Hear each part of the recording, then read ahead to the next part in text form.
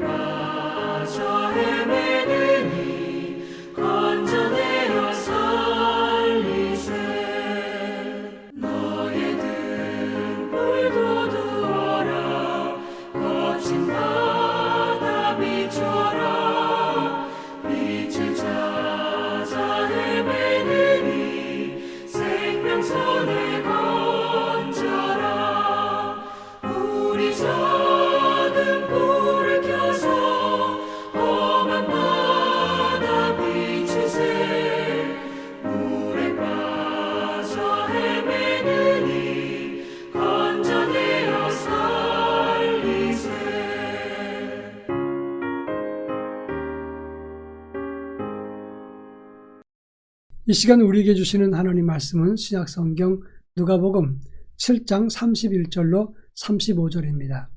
누가복음 7장 31절로 35절 말씀을 한 절씩 교독합니다. 전체를 제가 읽겠습니다. 또 이르시되 이 세대의 사람을 무엇으로 비유할까? 무엇과 같은가? 비유하건대 아이들이 장터에 앉아 서로 불러 이르되 우리가 너희를 향하여 피리를 불어도 너희가 춤추지 않고 우리가 곡하여도 너희가 울지 아니하였다 함과 같도다.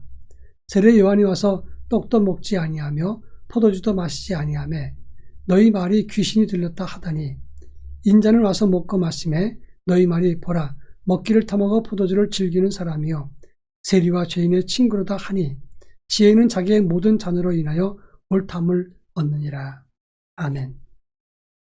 학교에서 가르치는 선생님들이 가장 큰 힘든 어려운 고충은 열심히 가르쳤는데 학생들이 그것을 이해하지 못하거나 그 내용을 알지 못하고 깨닫지 못하는 데 있습니다. 목회는 목회자가 가장 답답할 때도 마찬가지입니다. 열심히 하나님 말씀을 전했는데 교인들이 그 말씀의 본질에 접근하지 못하거나 이해하지 못하고 따르지 않을 때 답답함을 느끼게 되는 것입니다. 예수님 당시에 예수님도 이와 같은 답답함을 느끼셨다고 하는 것입니다. 잠시도 개인 시간이 없었습니다. 그리고 쉬지 않고 열심히 이스라엘 백성들을 위해서 사역을 하셨습니다. 하나님 말씀을 전했고 병든 자를 고쳤고 귀신 들린 사람을 내쫓고 하나님 나라를 확장시키면서 하나님 나라가 무엇인가를 백성들에게 깨닫게 주었다고 하는 것입니다. 그런데 많은 사람들이 예수님의 기적과 그리고 치유 그리고 오병이어와 그리고 하나님 말씀을 듣는 것을 좋아했지만 진정으로 예수님을 따르는 제자의 길을 걷거나 또 복음의 본질과 하나님 나라에 거기에 합당한 삶을 살려고는 하지 않았다고 하는 것입니다. 특히 종교 지도자들은 꿈쩍하지 않았습니다. 그것을 보았던 예수님은 장터 아이들의 비유로 말씀했다고 하는 것입니다. 이 본문의 의미가 무엇인가를 함께 살필까 합니다. 먼저 31절과 32절에서 이 시대의 사람을 무엇으로 비유할까? 장터에 앉은 아이들, 피리를 불어도 춤추지 않고 곡하여도 울지 않는구나, 이렇게 비유로 말했습니다. 그 당시 장터에서 놀던 아이들은 결혼식 놀이와 장례식 놀이를 했습니다. 피리를 불면 춤을 추고, 그리고 곡하는 흉내를 내면 울면서 가슴을 치는 흉내를 내야 되는 것입니다. 아이들 무리는 두 부류로 나눠서 결혼식 놀이와 장례식 놀이를 함께 진행을 하는 겁니다. 그런데 여기서 분명히 사인을 주었는데 상대방에서 행동하지 않으면 게임에서 지는 겁니다. 그런데 여러 차례 사인을 주었는데 집중하지 않고 따르지 않으면 그냥 흥도 나지 않고 그 게임이 시들해버리고 맙니다. 놀이 자체가 깨져버리고 만다고 하는 겁니다.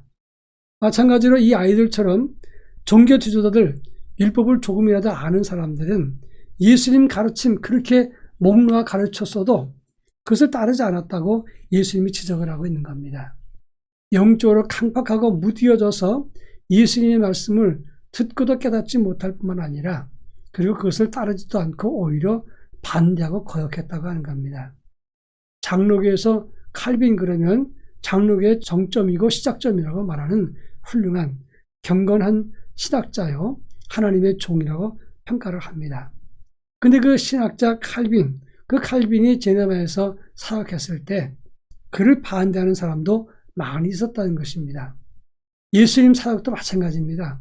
하나님의 아들이 와서 말씀을 전하면 누구나 다 따라야 되는데 그런데 그 중에서도 바로 이렇게 종교 지도자들처럼 예수님 말씀을 듣지 않고 거역하고 따르지 않았던 사람이 있었다는 것이고 오늘도 마찬가지라고 하는 것입니다.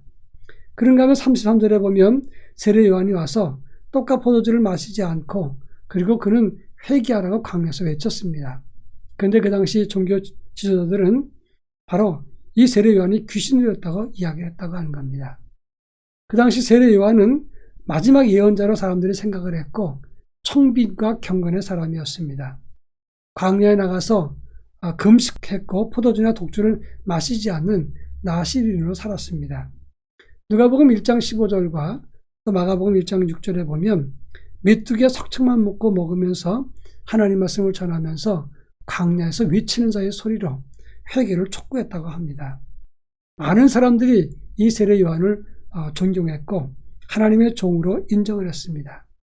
그러나 그 당시 종교 지도자들과 그리고 많은 율법학자들은 세례 요한이 귀신을 들었다고 얘기했습니다. 그 이유는 자기들의 비리와 위선과 거짓됨을 책망했기 때문에 회개해야 되는데 회개하지 않고 오히려 듣기 싫다고 세례 요한이 귀신을 들었다고 비난을 했던 것입니다. 여러분, 여기에 중요한 영적 원리가 있습니다. 하나님 말씀을 듣지 않으면 거역하는 영이 찾아 들어가서 미련하고 망하고 더 거세게 더 큰 차원에서 하나님을 거역하게 되는 죄를 짓게 된다고 하는 것입니다.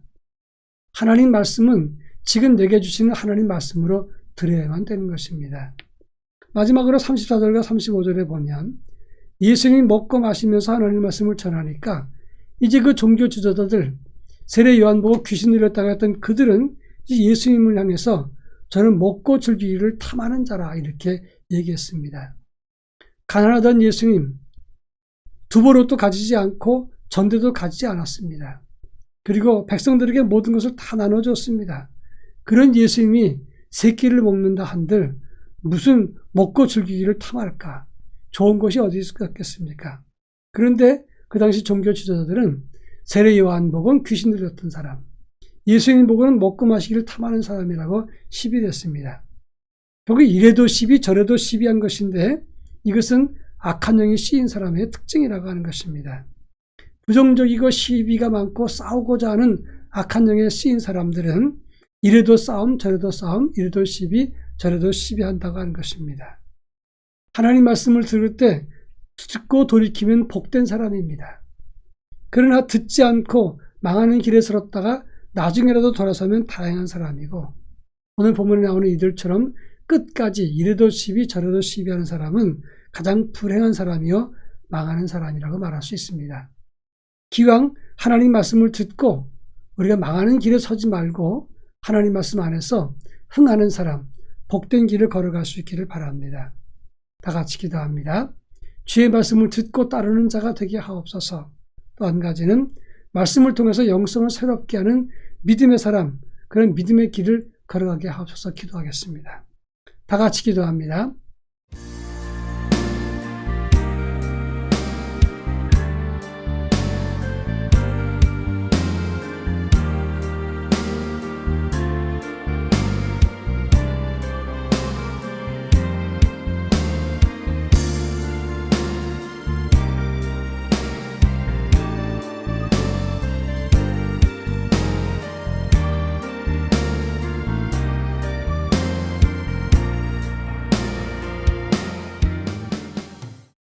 사랑 많으신 하나님 아버지, 하나님 말씀을 많이 접하게 하시고 말씀을 듣고 그 말씀을 따르는 하나님의 사람으로 살게 하여 주옵소서.